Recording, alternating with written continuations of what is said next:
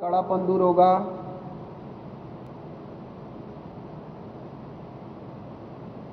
शरीर लचीला बनेगा। वापस आएंगे और विश्राम।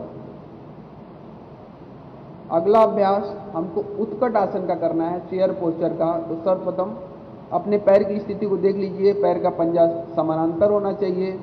धीरे धीरे दोनों हथेली को सामने की तरफ उठाइए, जमीन के समानांतर। हथेली का अंदर का हिस्सा जमीन की तरफ, कमर गर्दन सीधा। श्वास सामान्य करते हुए घुटने के बल हमको बैठना है, घुटना संचालन। और धीरे धीरे चेयर पे जैसे बैठते हैं, दृष्टि सामने, श्वास सामान्य, और पुनः वापस आइए, सीधा होइए धीरे धीरे। जिसको भी घुटने में ज़्यादा तकलीफ रहती है वो इस अभ्यास को बहुत आराम से करें। वापस पुनः बैठेंगे,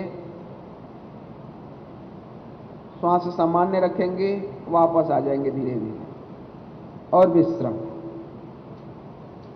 अगला अभ्यास हम लोग करेंगे ताड़ासन का।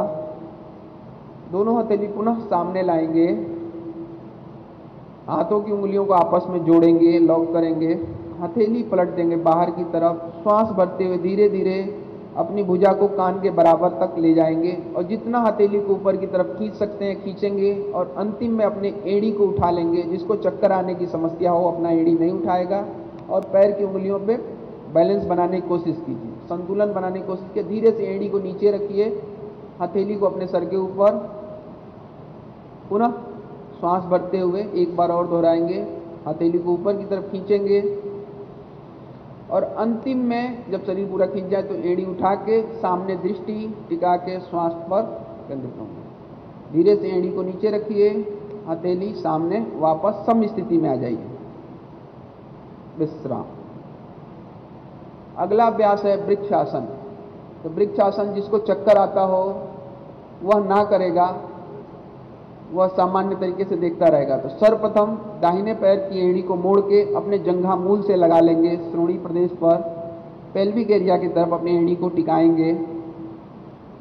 दोनों हथेली को कंधों की तरफ जमीन के समानांतर फैलाएंगे और हथेली को पलटेंगे। यहीं से हथेली पलट लेंगे। श्वास भरते हुए दोनों हथेली से नमस्कार मुद्रा में खड़े रहेंगे। श्वास समान, दृष्टि सामने। यह मन को एकाग्रता, शरीर को एकाग्रता प्रदान करेगा। धीरे धीरे वापस आएंगे।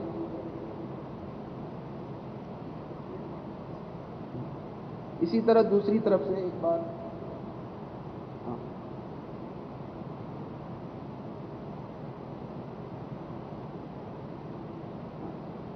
धीरे धीरे आराम से दोनों हाथ